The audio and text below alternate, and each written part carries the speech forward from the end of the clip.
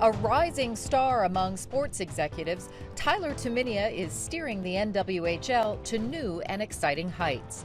The commissioner's path to success can be traced through the world of baseball. Starting out as an intern for a minor league team, Tumminia's career rose rapidly. After graduating from Major League Baseball's Scout Development Program, Tumminia went on to serve as Vice President of Gold Clang Group, helping operate several minor league baseball organizations. Searching for a new challenge, an unlikely turn towards hockey followed. After serving as chairman of the Toronto Six, the first Canadian team to join the NWHL, Tumminia was appointed league commissioner in October 2020. Described as bold and creative by NWHL founder Danny Ryland, Ty is ready for the new challenge of steering the league through a global pandemic while helping solidify the NWHL's ownership and player development goals.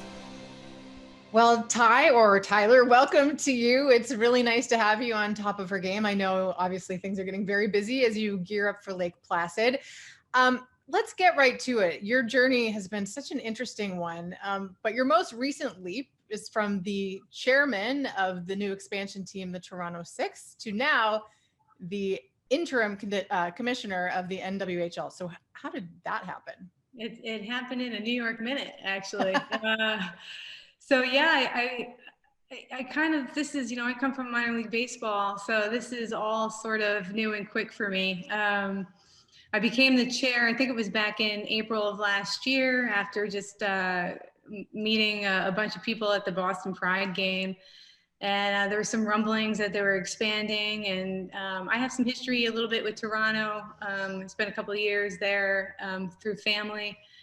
And so once I heard they were expanding into Toronto, I was like, I need to be a part of that in some capacity. And I think for me, the way I was looking at what I was going to do with the next steps of my life and in my career, I really wanted to do something that had some meaning to it and some purpose.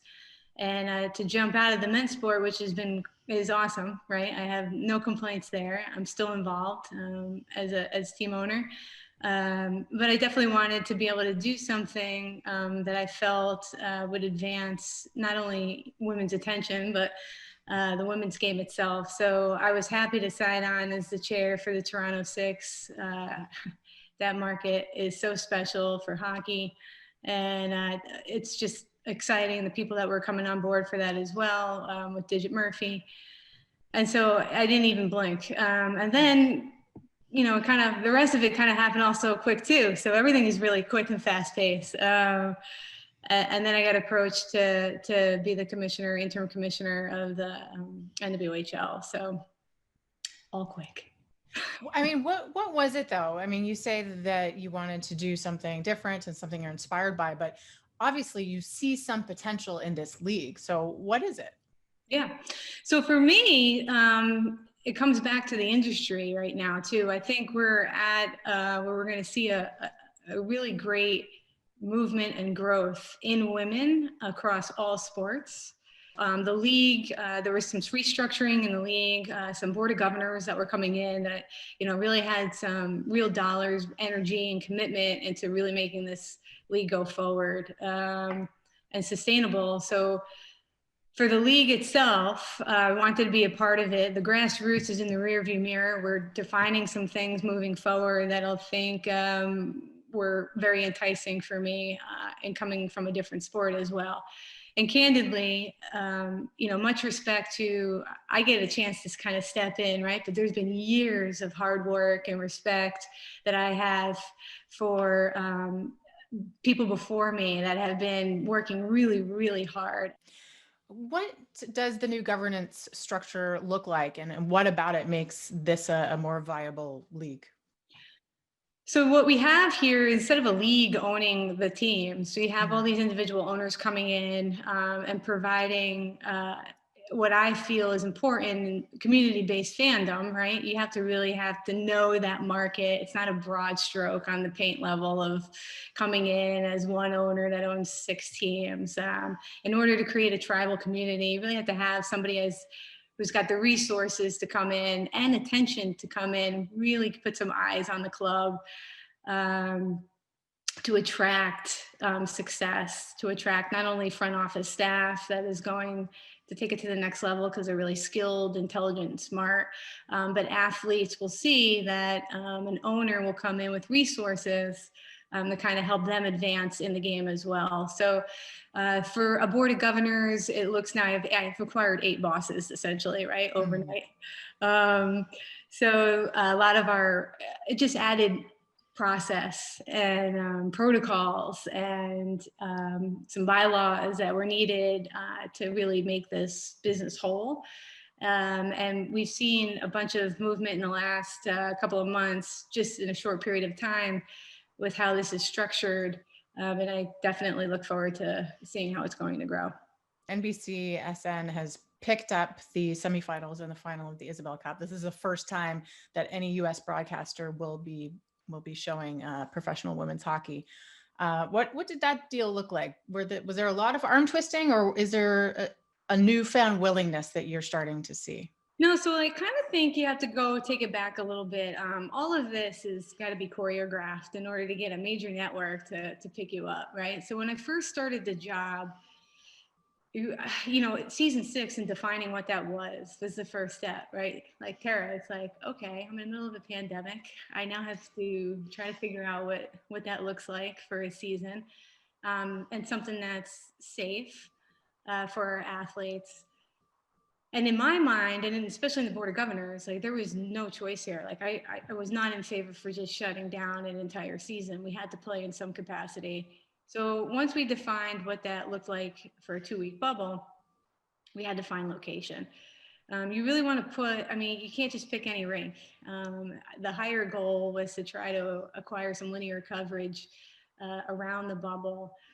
So it was very calculated and choreographed. As soon as I got buy-in from Lake Placid, the athletes would be competing for a cup, for first pro women's league, competing for a cup on the 1980 rink. To me, it was quite poetic. We did approach a couple of networks, and then when it came to NBC, that marriage of the history that NBC has with that rink. So it's kind of like a chicken and an egg, right? Like, the whole entire time we're saying, oh gosh, I got to get this rink in order to get some network to kind of pick us up. But my conversation with Michael Perman from NBC Sports was quite organic. It could be very weird when you're calling somebody up for the first time and you're saying, hey, like, let me sell you on this idea. Let me make a case for the women's game, right? Let me make a case for women's hockey. And so I will say Michael just got it right away. Was very passionate about elevating women's sport in general. And it just happened to be the right time, the right dates, and the right avenue for us. And there was no hem and haw. It was quite organic. So a lot of what I've been witnessing over the past many months, I guess, since everybody's sort of been dark, is the NWHL's online and social media presence is really fantastic. And there's a lot of outreach. And now I'm seeing this funny ping pong match or synergy maybe with some of the NHL teams like the Colorado Avalanche and the New York Rangers. Where did that come from? It comes from really great staff. I gotta say, I mean, I can't take credit. We have really tremendous staff.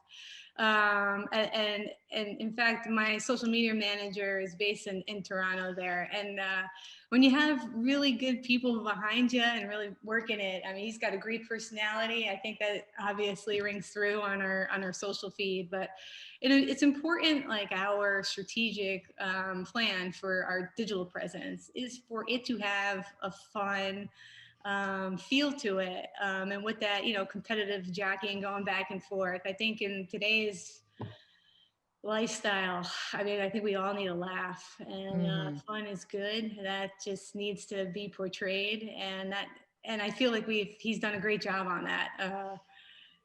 It's just been fun to be able to collaborate with other leagues and teams and just have fun with it. Yeah, the presence is amazing. I want to talk about you, if that's okay, because your story is so interesting. You said you started in baseball, and you come by it honestly, as your dad was a longtime scout with the Chicago White Sox. Well, maybe I'll start by asking about him and how he instilled a love of sport and baseball in you. Oh man, Tara, you're gonna pull on my heartstrings. I'm very, very, very close with my father, my whole entire family, but my father and I. It's a unique relationship. It's one where, I mean, I can go to him on all different levels. But if you came to an actual baseball game with us, you probably would think it was quite bizarre, like evaluating body parts and like thick legs, big torso. Like, look at that. Like, it's a unique relationship. My love for my dad, candidly. I worked in financial services and high tech PR before I got into the game. It was hard for me to get into baseball. I grew up in it. I lived in it. They all know me. But I was banging on many doors just to try to get in. I couldn't get a job in baseball. So I went to real world experience and then I pretty much begged for an internship position after making decent money coming out of college.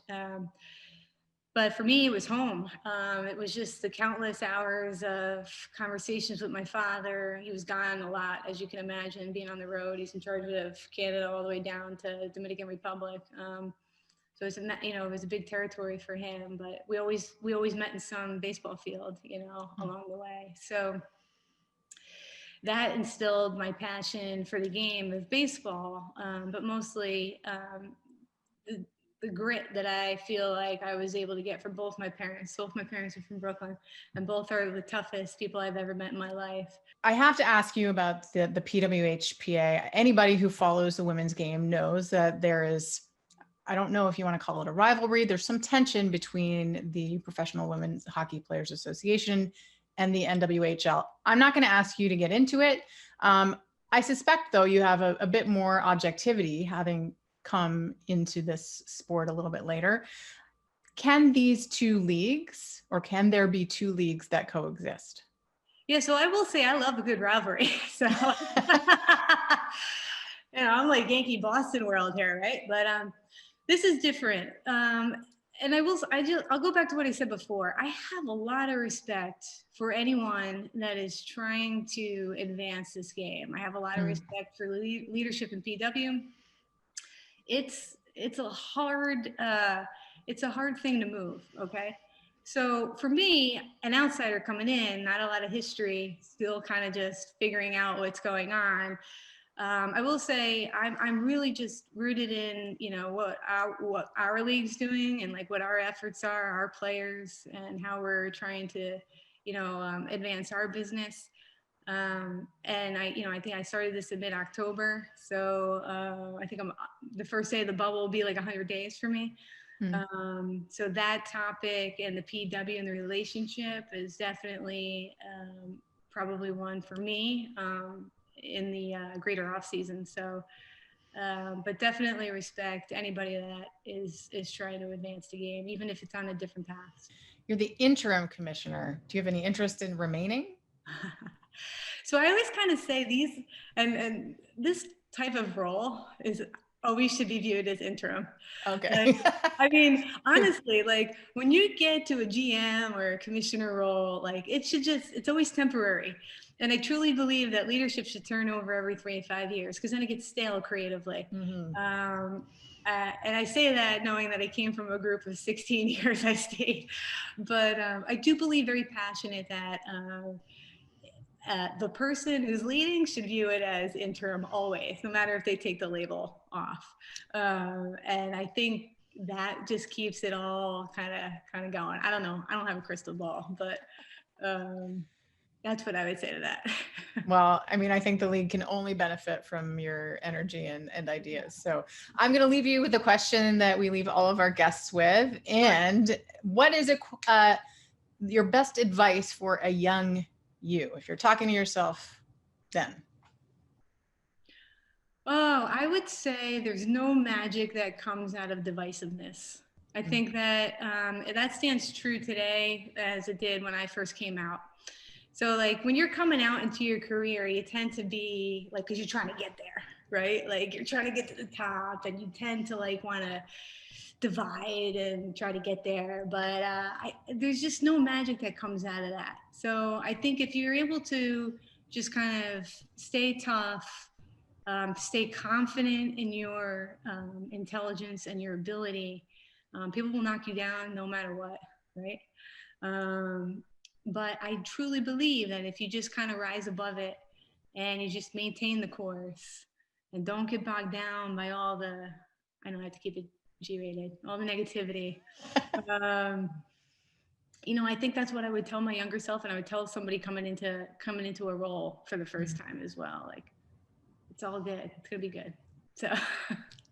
Well, that's great advice, and congratulations on the bubble in Lake Placid. This is going to be really a lot of fun to watch, and going to be fun to see what you do with this. So thank you so much for joining us.